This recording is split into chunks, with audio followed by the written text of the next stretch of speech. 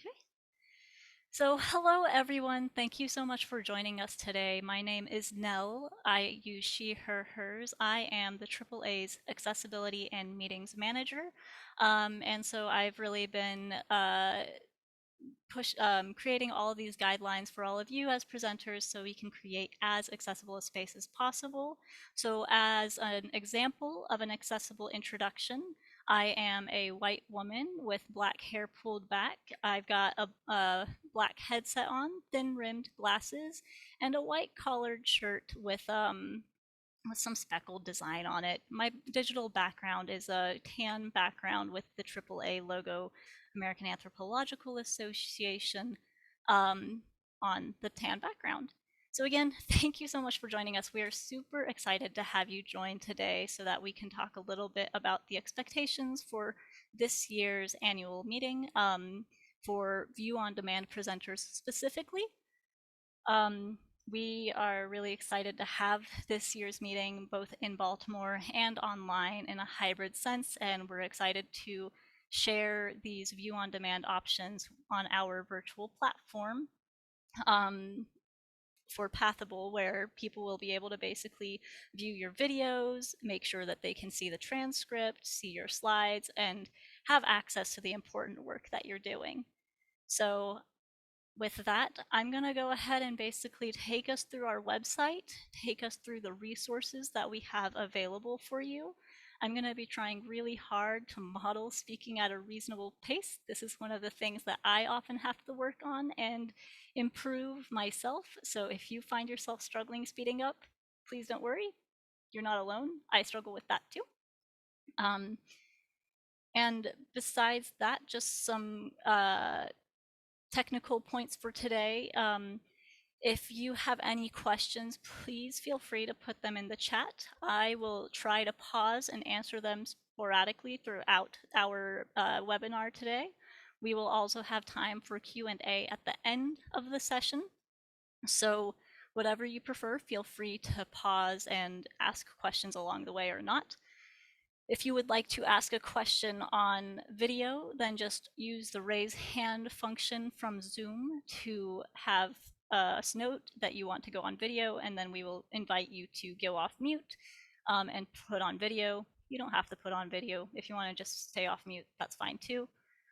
We do ask you to stay on mute and off video for the duration of this session, so that way we have minimal access barriers and minimal extraneous noise and visuals basically. So with that, I'm going to take a drink of tea for a moment, excuse me. With that, let's go ahead and get started. This is our AAA annual meeting homepage. We hope that you have found this layout to be helpful and informational. So whenever you have any questions, we ask you to go to this webpage to find your answers. When you don't have the answer, feel free to reach out to us at either AAA meetings at americananthro.org, or if you're specifically looking for help with regard to accessibility, you can email us at accessibility@americananthro.org, and we will get to your answers as soon as we possibly can. We are trying to get through those emails while we're able to at the rate we are capable of doing so. Speaking of which, I would also like to note that with us today is Palmyra Jackson. She is our Education and Conference Manager, so whenever you have any questions about the speaker portal or programming stuff, Palmyra is the person to ask, and she has all of the answers and is really happy and ready to help. So those are the two of us from the AAA meetings team who are here today. So I'm going to go ahead and move on from the home page of the meetings page and just direct you to this accessibility page. This is the accessibility landing page. You don't necessarily have to come here if you don't want to, but it just shows you everything, all of the tools that we have on the annual meeting website. Now, if you are looking for a really quick outline of what we have available and to figure out where to find the answers to your question, we recommend you to first start with our Access directory. So when you hover over or when you click on the accessibility link of the menu, you can go to the very bottom, and that Access directory is where you will have guidelines, tools, and tips. So I'm just going to focus on this page now. This page on accessibility guidelines, tools, and tips really outlines the questions you might have. Are you wondering, for example, what accessible features your presentation requires? Then we direct you to the page to go to figure out the answer to that. Do you want to have more details about preparing a presentation? In this case, with ViewOnDemand work, we're thinking about virtual presentations. So you go to question 3 to get that link, and so on and so forth. So this entire page outlines basically 12 different pages of materials that you can review. You do not have to review all of them by any means. You don't have to review all of them at once. You're invited to come back here as many times as possible. And I'm just going to quickly outline what those resources are for you right now. We've got that collective access page. We've got the in-person presentation accessibility guidelines page. We've got the virtual presentation accessibility guidelines page. We have the poster preparation and accessibility guidelines page. So this is both supportive for in-person and virtual spaces of posters. We also have information about what are we doing as an association and what can you do as an attendee to make our meeting more accessible with the accessible practices at the annual meeting page. If you're really overwhelmed because it's a lot of information, and it is, that's okay. Check out our guidelines highlights page.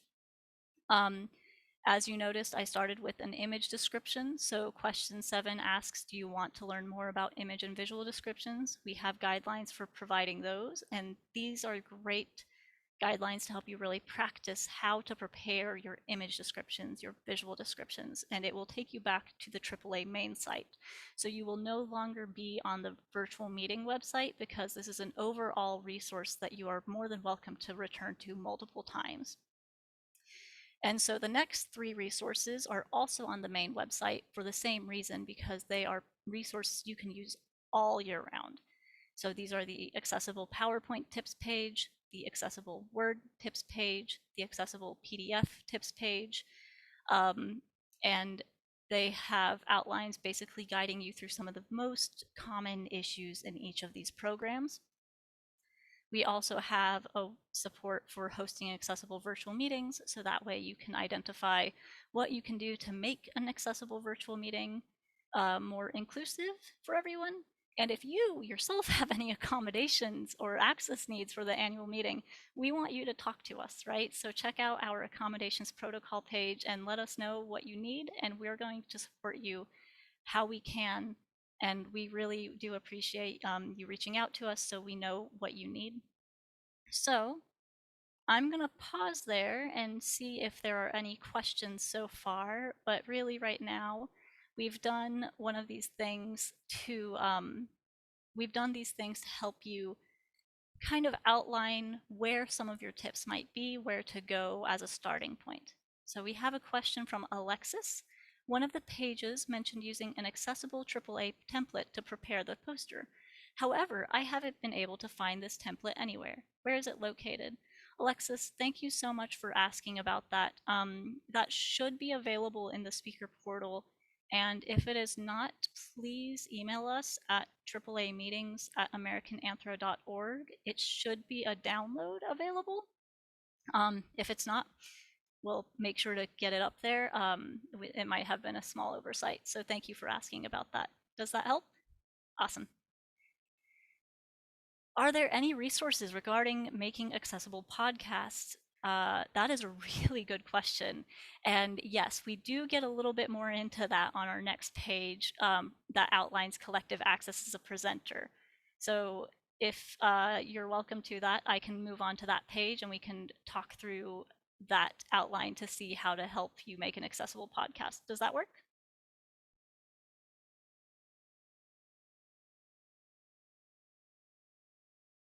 I'm going to think that the answer is yes. Awesome, thank you. So next page here is this accessible collective access as a presenter page.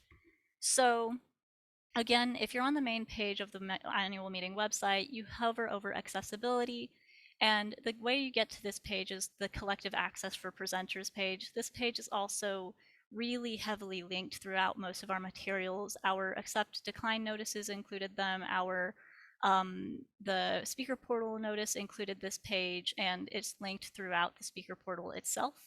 So this page really breaks down what are the requirements and how you can meet those requirements, and they will guide you to the specific tools that will help you make your accessible view on demand presentation in a specific case such as your accessible podcast. So on this page, on every page, you have the title of the page, so collective access as a presenter. You see where the page is located within the website. We have a nice introduction here and a reminder that all presentation documents and materials are required to be submitted by Friday, October 8th. And then this interactive table of contents is really where you're going to get the most use for this. So I would recommend everyone to start by clicking, what do I need to prepare for my session? It will take you to, what do I need to prepare for my session? And so on this page, you can identify which session you're preparing for. So let's start with the podcast question. I'm going to click on I am presenting in a podcast. It takes us to this section, which is accessibility features for all view-on-demand sessions, and it tells you which sessions are considered view-on-demand sessions. It outlines that podcasts are, virtual posters are, talks are, 3-minute thesis competitions are, and these are all virtual components of the meeting, and they also have their times available or listed out in regards to how long they will be required to be. And please don't go over these time limits. This is really important for us. So as it notes on the page, all view-on-demand sessions are required to fulfill these features listed below, because if you do not fulfill these expectations, we cannot include your submission in the view-on-demand events library. One of the questions we have received a bit about is, why is the deadline so early comparatively to November 17th? Why is it on Friday, October 8th? The reason for this is because our meetings team actually does go through each of the submissions, every single document, and reviews them manually for accessibility. We provide you some time afterwards if there's something inaccessible to adjust that and submit the corrected materials.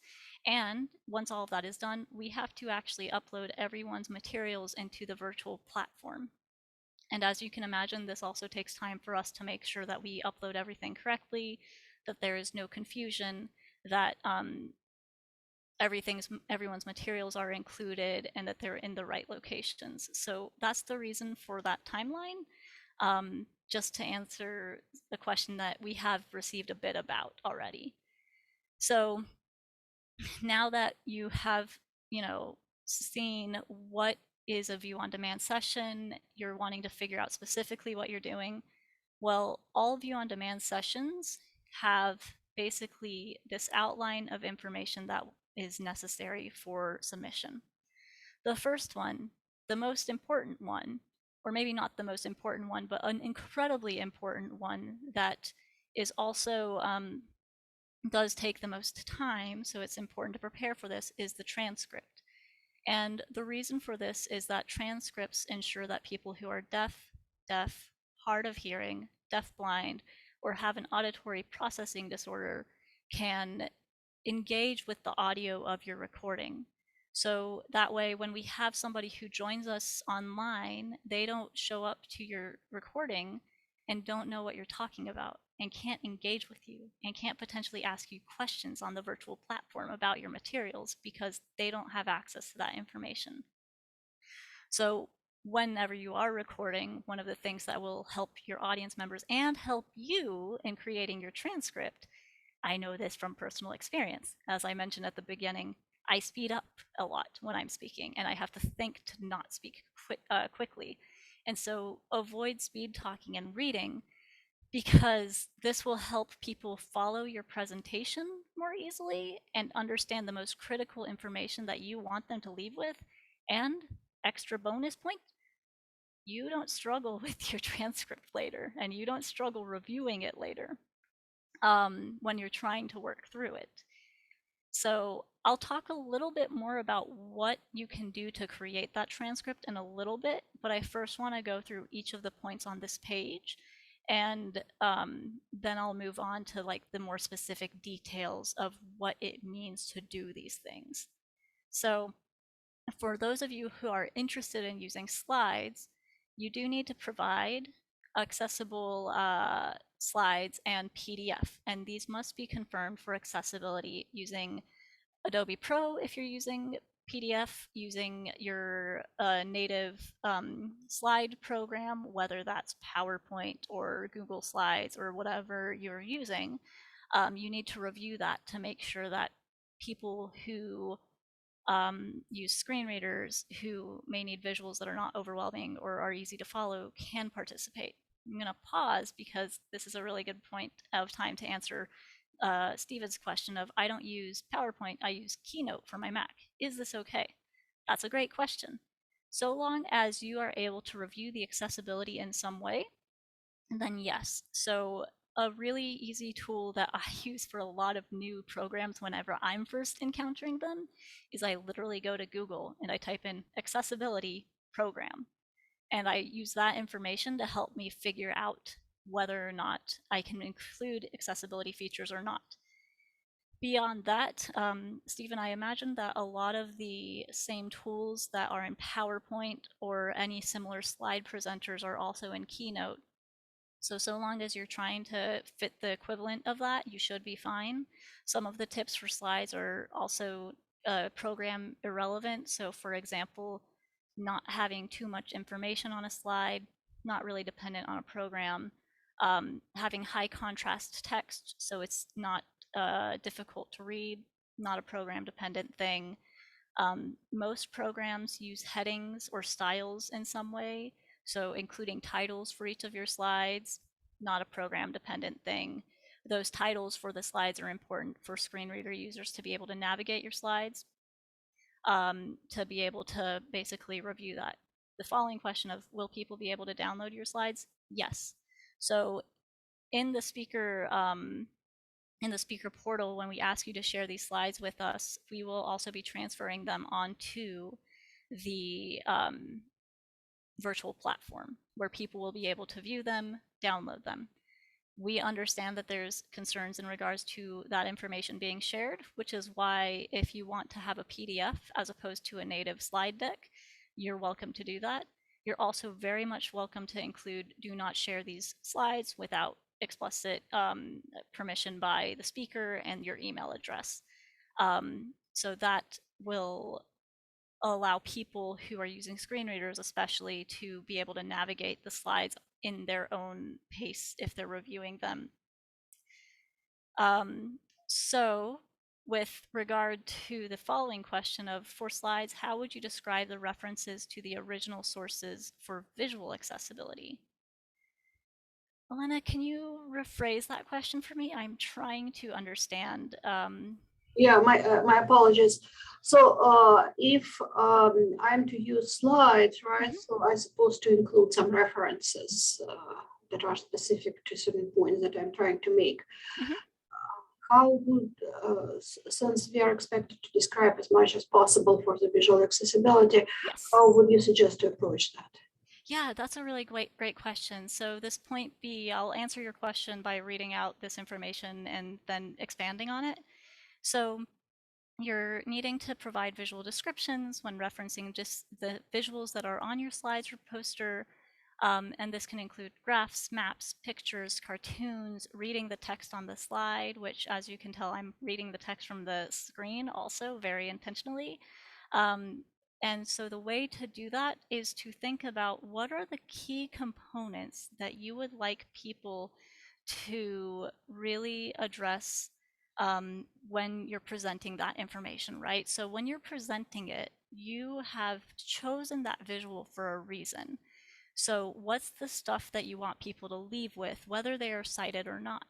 So one example I often give is in graphs, right? So if there's a comparative bar graph of who is attending um, the AAA in-person meeting and who is attending the virtual component, then I would say that the left bar is about X% and the right bar is about Y%, right? So you describe that and you provide the information that it's sharing, but you don't necessarily need to say, unless it is relevant, um, that this bar is a light blue with multiple stripes, whereas that bar is dark blue with stripes, right? That doesn't mean you don't ever include color, because sometimes that color context is really important. So if you're looking at an image, for example, if you're thinking about it from a visual anthropology perspective or from a photography perspective, maybe somebody took a picture in which they specifically highlighted the reds of a poppy flower. And so you would want to describe the vibrancy of the red surrounded by the green leaves that are surrounding the poppy flower, and basically go into more detail about those colors. So how much detail you provide in your visual descriptions is dependent on what you are providing and why. Um, and so that is really dependent from the context. So for example, at the beginning, I provided information about the visual background, the virtual background I have, and I included that there is the logo, but I didn't necessarily describe the logo, right? Because many of you have been with AAA for a long time. So that is how you can describe, you will determine the amount of details that you provide and how much visual description you provide. Uh, does that help? Oh, I see there's a response to that from Yeah, I think Brian. it is helpful. And I think Brian made wonderful kind of, suggestion. Yes, let me read that question and answer by Brian aloud too. Are you referring to the display of full source citations on your slides? I agree it would be tedious to read aloud a full source citation with author, date, publisher, publication, location, page numbers. Perhaps the solution is to mention in your transcript that you are pulling from an author and that full source citations will be provided in the supplemental materials. Brilliant. Yes, that is exactly what you do. um, because, yeah, that's a lot of data. And you don't want to tire somebody from reading aloud all of that information, so long as it's provided in some way that it can be referenced in multiple ways. Does that help? It does. Thank you. Awesome. So let's see. Can you repeat where to find the what do I need to do for my session information? Absolutely, Beth. I'm going to go to the top of the page. At the top of the page, we've got the interactive table of contents. You click on what do I need to prepare for my session? This takes you to this section called what do I need to prepare for my session? You will select your session type and it will take you to the right information. If you are going to the in-person information, it will take you to in-person. If you take it to the virtual component, which that's really the main point for today's view on demand video, it will take you there. So I clicked on podcast. It will take you to a talk. The required features for groups of sessions are really similar, and then we provide levels of how much you need to provide based off of what you're doing. So if you're doing slides or not, what I just described is outlined on points 3A and B. Yeah, happy to help with that, Beth. So Stephen, you make a really good point about having to explain photos in detail will take away time from explaining the research. Yes, but it's still important to incorporate that into your overall timing, because if you are not providing those descriptions, then the research may not be clear without having access to what pictures are you showing, why, what are the graphs, why are they relevant. So if you think about it as a way to also expand on your research instead of thinking of it as a way to take away from your research, it's a way that really allows people to engage with your research in various methods and various modes. So it's not just a matter of doing this to take time away, it's actually to expand on your work. It's to give different ways to engage with your work. So that's a bit on slides. And then if we're looking at videos, Videos can be super diverse, obviously. So right now I'm on video, I'm on a webcam, and so I provided my accessible introduction of myself. You are welcome to provide as much or as little description of yourself visually as you wish. The reason we do ask for people to provide visual descriptions is, again, to help blind and low vision attendees know who is present. Because honestly, as a sighted person, I take a lot of things for granted that my sight provides me, and a lot of us do who are sighted. So it's important to provide that accessible introduction. Now, you might not be on video and you're showing something else that's not a person. You still need to provide that visual description of those moments, right? Of what's around. So if I was showing a video of a beautiful parkway surrounded by green trees overarching on a road, you would describe that before diving into your presentation. So I'm going to talk a little bit more about this idea of what are relevant visual moments. This is point 4b. And these are moments in which the visual during the video changes that are relevant. So what I mean is that if I were presenting an entire presentation about the various types of teacups I have, and I hold up my teacup, I would say I'm holding up a mug. It's dark blue. It's got some moose on it or elk, and I'm just twisting it around to show what it looks like. And then I would go on into my explanation, right? So we've provided two examples of what those relevant visual moments could look like from different anthropological fields also. But again, it's thinking about how to make sure everyone can gain access to what you are showing and discussing in a way that everyone is included in the conversation and can ask questions that really are meaningful because they had the entire context. So that's if you plan on using video of yourself or surroundings, things to consider when you're creating your view on demand information. So I'm gonna pause and see if there's any other questions. But if there aren't any other questions, then I'll talk a little bit about these recommended features for view on demand sessions. And it's a really simple recommended feature, which is providing a really quick reminder for the audience to find digital access copies on the annual meeting virtual platform. So the annual meeting virtual platform is only going to be accessible to registered attendees. It's only available to registered attendees in person and virtually.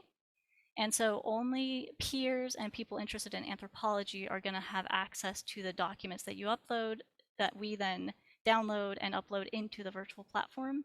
And so it can be really helpful to remind people, hey, so we've got digital access copies on the virtual platform. If you want to review my slides, please go check them out under my session in the virtual platform. And this is really important because there's a variety of people with different access needs who need additional time to review content or who use a screen reader to access your presentation materials, and so they can engage with it and learn at it at their own pace. So there's that, and it looks like we do have a raised hand. Stephen, you can go ahead and get off mute and ask your question. Yeah, I don't want to take up everybody's time, but regarding images, I'm not comfortable with having the slides available because these are my own original photographs that will be used elsewhere later.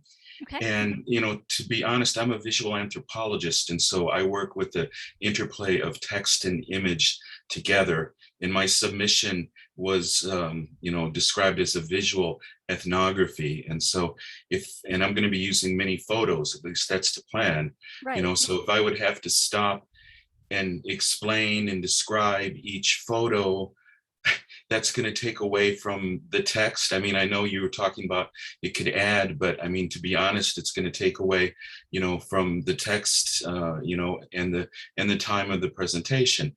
Don't get me wrong, I'm all for accessibility. My major research has been with deaf communities in Japan for over 20 years, and I've been working with barrier-free for a long time.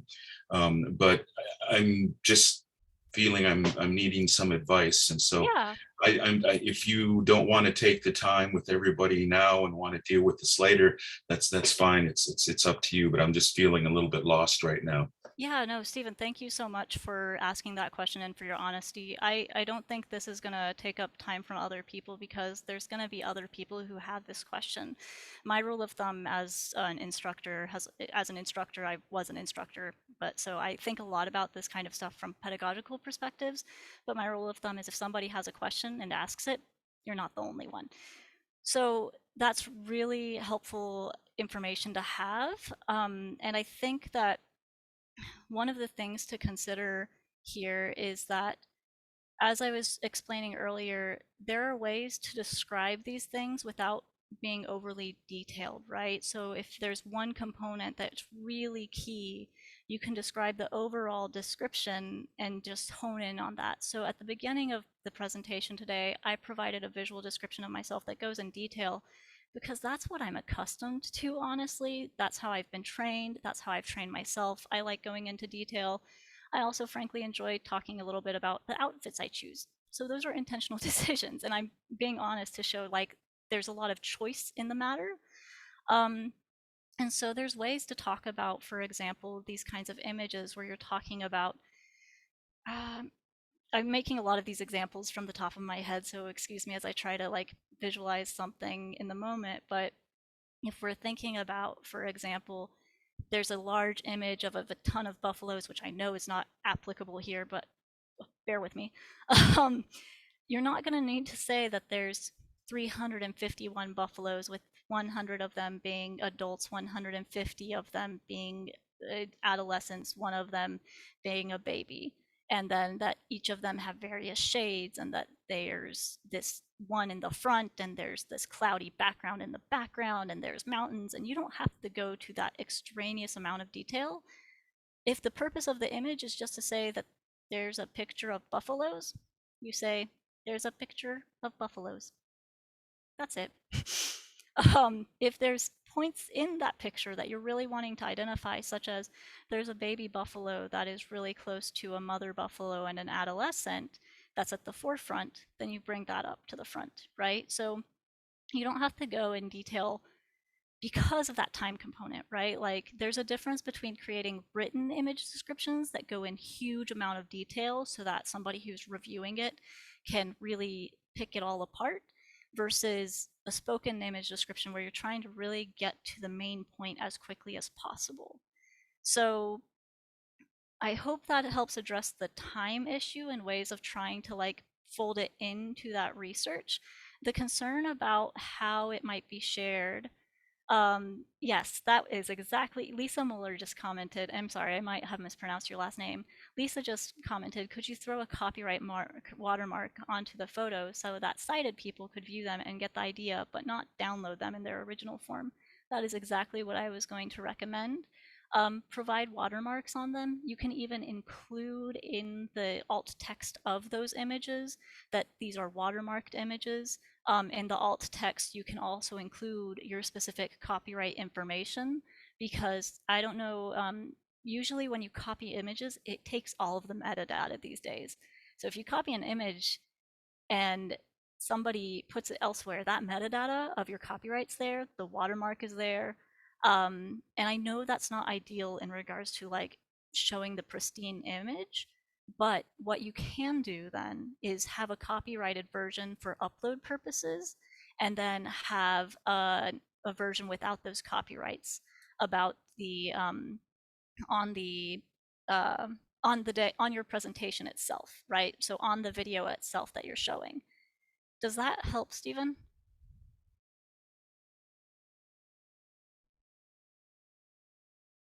We can also talk in more detail about some of the questions you have more specific to yours, and we'll work through it. Please feel welcome to email me at accessibility@americananthro.org.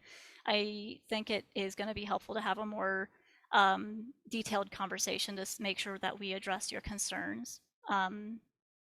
So Elena also asks, what about copywriting the transcript? Yes, absolutely. If you want to put a copyright on that transcript and include watermarks on the transcript, please feel welcome to. Some of the details that we provide in the virtual presentation accessibility guidelines talk about that in more detail. So I'm really glad you all are asking these questions because we do have those answers available also.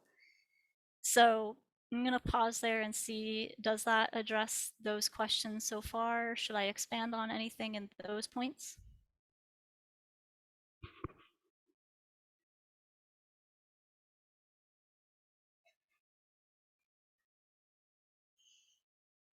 Okay. It's okay if you need more time to think and culminate on your questions, because I know it takes me time. So feel free to keep thinking up questions. I'm going to finish up on this page for anyone who's online, who's a 3-minute thesis competition submitter. We've got some notes specifically to you. So the 3-minute thesis competition has its own rules, which we know, and we have provided explanations for how to implement the required accessible features while being respectful of your time in the presentation. For all of the other ViewOnDemand sessions, we see that everyone has 40 minutes, 10 minutes, 20 minutes, and then the 3-minute thesis competition has 3 minutes plus introduction. So what this means is that your accessible introduction is welcome to be kept short and minimally detailed. This can include your name, your pronouns as you're comfortable, your gender and race and or skin tone as comfortable. I really want to emphasize that point of as comfortable. You just need to think about the key visuals that are provided by your appearance in your video and include that and move on. So the other thing that I touched on at the beginning of today is avoid speed talking. And so the first tip for you is to write down a script for your 3-minute thesis submission and practice it multiple times. And when following that practice, if it remains longer than 3 minutes, you need to edit for length to remove non-essential content or what might be considered fluff. And I say that recognizing that there's a lot of things that we in our professions don't consider fluff that is it hurts to remove, but you'll have to remove it to really avoid speaking more quickly to fit that information into the 3 minutes you are provided. So just a tip and some kind of context for what a reasonable presentation speaking rate is, that reasonable presentation speaking rate is about 100 and 150 minutes, or words per minute, excuse me, so 100 and 150 words per minute. This means that your script should be between 300 and 450 words. So if your script is over 450 words, you need to cut it down. Going above 150 words per minute can be really difficult for a lot of people, regardless of access needs, regardless of disability, to follow. And one of the goals of a 3-minute thesis competition is to make research publicly available and understandable. So speed talking doesn't contribute to that. So practice in advance before you record it, so that way you can really have this solid presentation that is at a reasonable pace and meets the 3 minutes. And then, so finally, keep the visuals to a minimal, honestly. Keep that text to a minimal so you're not reading it aloud. You don't need to read the text directly from the slide, and we do encourage you to invite the audience to review the slide using the file available in the platform. So next question is from Kate. Thank you so much. I'm happy to help. So regarding specifics, I can't find on the meeting website details about how the podcasts are supposed to be recorded. Would we record on Zoom and have Zoom create the transcript? On the meeting website, I don't see a speaker portal portion, which is where I assume I'd find guidelines about upload format, etc. Yes, let's move on to that portion actually. This page will have the speaker portal link on it in each of these deadlines very soon. We need to update that today. But if you did not receive a speaker portal link, let me know. Palmyra, could you actually link that speaker portal link for everyone in the chat for us, please? So we'll post that in the chat, hopefully, and you'll be able to go there. This is the speaker portal. I've already logged in, and this is kind of where it breaks things down. And so would we record on Zoom and have Zoom create the transcript? That is absolutely one option. Zoom now has a live transcript option. And so when you record on Zoom, it can spit out that transcript and then you can correct it later. I believe it is on the record your on-demand audio recording. This page has 15 different tasks because I'm listed on 2 separate presentations. One is a podcast, the other is a virtual. If you go to record your on-demand audio recording, we do have instructions for how to use Zoom to record your event for free. So that will give you specific instructions for how to create that Zoom recording. It does not include instructions for how to create a transcript. That was not updated quite yet. So if you need instructions on that, I would highly recommend typing into Google or your chosen search engine, my apologies, Zoom live transcript. Does that address your question, Kate? Awesome. Thank you so much. I'm glad it does. So I'm actually going to jump back to this collective access page on our meetings page. As I mentioned, the deadline links will have the speaker portal linked directly in it, so everyone will have easy access to that. You can only access it through the access key you were provided in an email. If you did not receive that access key, you need to email us at AAA meetings@americananthro.org so we can provide that to you. That could be that the system has an outdated email address. It could be that the spam monster ate the email. And it would be, there's a lot of reasons it could have been lost. So check your email. It would have been sent out in a separate email. That's a welcome to the speaker portal email. So if you did not receive that, let us know so we can investigate and give you your key.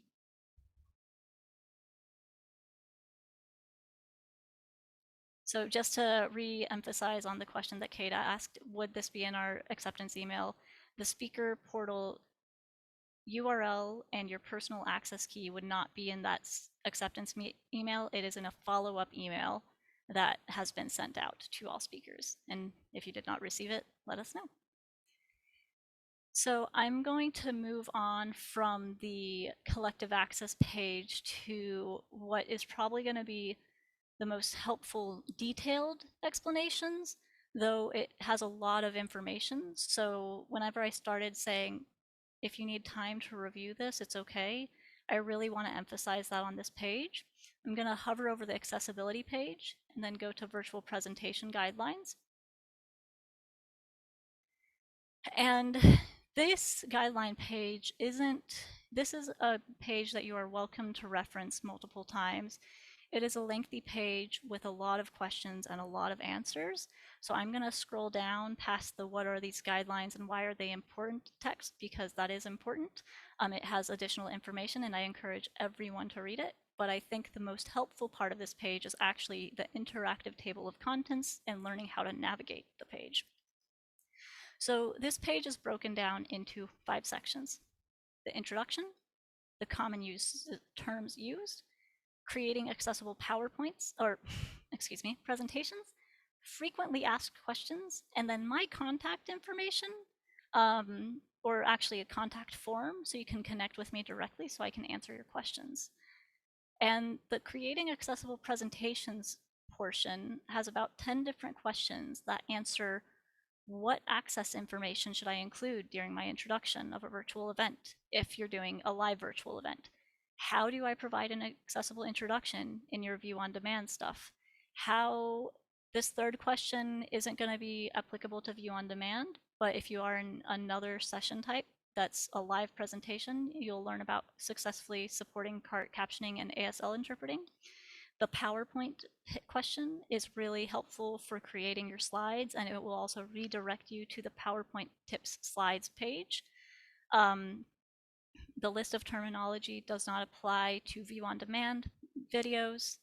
How do I confirm the accessibility of the Word document or PDF file will depend on if that's how you choose to present any portion of your presentation. Importantly, if you are including a video, there's outlines for how to include an accessible video. And then I think the kicker that a lot of people are probably wondering is question 8. How do I caption or transcribe my own video or audio recording? So I'll go to that in a moment. There's also information about how to create digital access copies. And this last question is more for live attendance, live virtual presentations, so not applicable to View on Demand, but helpful if you are in another session type. There's also frequently asked questions that you're welcome to review as you need to. I'm going to go to this how do I caption or transcribe my own video or audio recording. I click on that. It takes us to this very lengthy section of this page because it tells you a lot of different options. Zoom is not included on this yet because Zoom's auto transcribe function just recently came out. Zoom is also not necessarily going to help you get the timings that you need. So when you're creating a transcript, it's just a written transcript that doesn't have those timestamps, for example. But if you choose to upload your video that you have recorded onto YouTube or onto any other space, then you'll need to consider the closed captions, and that's a lot easier. So I would recommend everyone to review this how do I caption or transcribe my own video or audio recording section, because this is one of those things that really helps people go through the step-by-step process, and it's going to depend on what tools you are comfortable with. So I'm going to pause from that virtual presentation accessibility guidelines and just again emphasize these are extensive guidelines, so review them as you need to. There's a number of options available in regards to captioning or transcribing. And I'm going to get to the last portion of today's webinar, which is talking about how do you share all of this stuff, and that is the speaker portal. You've received your access key, you've logged in, you see all of your tasks. The first 4 tasks are applicable to everybody. So these are provide preferred listing for annual meeting materials. This is review session or event details and view fellow participant contact information. So if you're on a podcast, for example, you can see who else is on it and how to contact them. You will provide a headshot or opt out within the task. You will review your accessible introduction practices, so you can practice that on your own. And so everyone has all of this. The first one is information that will be transferred into the virtual platform. The third one can also be transferred into the virtual platform. And then we get to the specific session type tasks. Each session type has different tasks. Each of them provides options for what you can and can't include or can upload. Each of your View on Demand sessions has an accessibility agreement.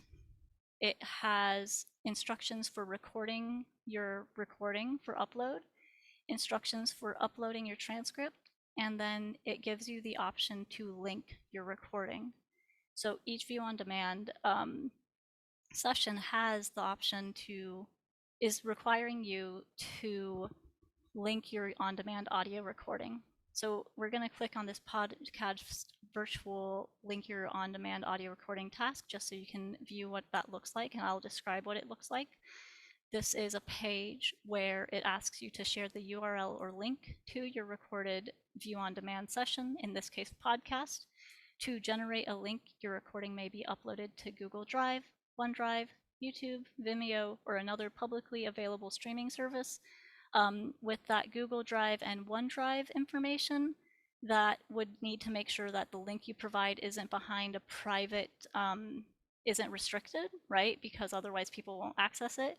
For the YouTube channel or the YouTube upload, you would also want to make sure it's not private. So this explains how you link it. So each of the session types has a restricted amount of time.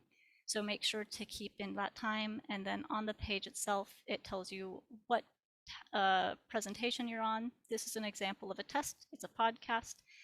And we do have the organizers and presenters, and then you link that URL, and then you click continue, and we get that URL and upload it into the virtual system. So you go step by step through each of these to basically guide you through what you need to provide us. And once we have all of that, we're able to successfully upload it into the virtual platform, which will then be shared with our meeting attendees. So if you do have slides, or if you have a session type with slides, there's specific instructions for preparing your accessible slides.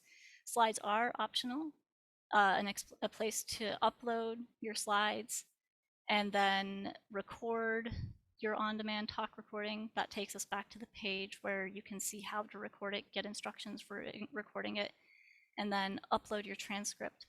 And so then the question Stephen has asked is, are a transcript and captions mandatory? Yes.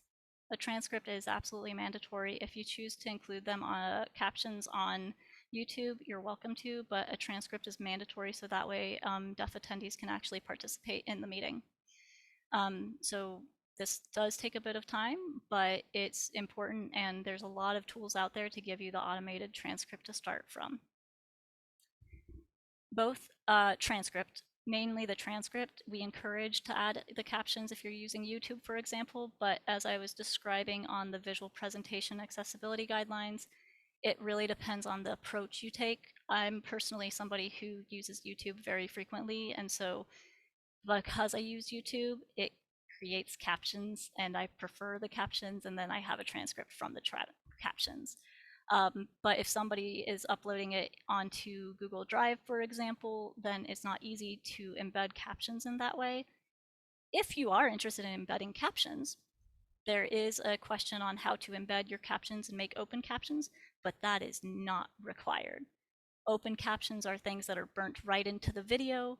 That does take quite a bit more time also, so that is not at all required. It's the transcript that's really important, so that way people can have access to that transcript when they download everything. So let's see, the next question here is, I might have missed this, but are we required to record video of ourselves, or can we create a screencast video of our slides with audio, which may include a photo of ourselves that we describe? That's a great question. There is no requirement to include a video of yourself if you don't want to. So if you don't want to include that video of yourself, feel free to it. You don't even have to include a picture of yourself if you don't want to. The reason we provide that information is because so many of us are accustomed to recording with our videos on, but not a requirement. It's up to your personal choice and comfort and based off of your needs.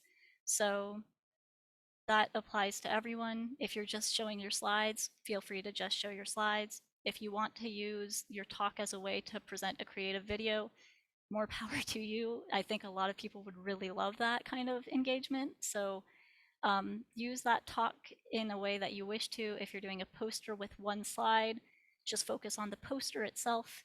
If you're doing that 3-minute thesis competition, just focus on the title. If you're doing a podcast, you don't have a visual. So that's really a personal preference. Yes, you're welcome, Ingrid. So that is an outline of accessibility expectations, requirements, and kind of a really brief overview of our speaker portal. Please, if you need access to the portal URL, reach out to us at the AAA meetings at americananthro.org email, and we will provide that to you, because that is going to be critical to be able to complete these tasks. I just want to emphasize that some of these tasks really are much more informational. So it's kind of giving you step-by-step information on, like, so you need to record your on-demand audio recording.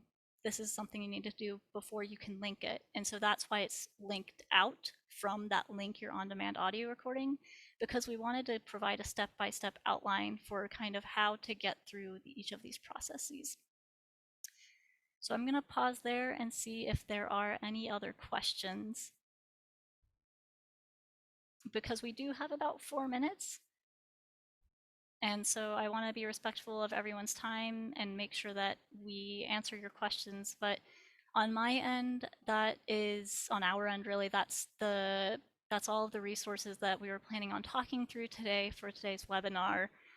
Just talking you through the website, so talking you through each of the resources available in the accessibility section, how to navigate the accessibility section, how to get specific questions answered. Again, virtual presentation accessibility guidelines.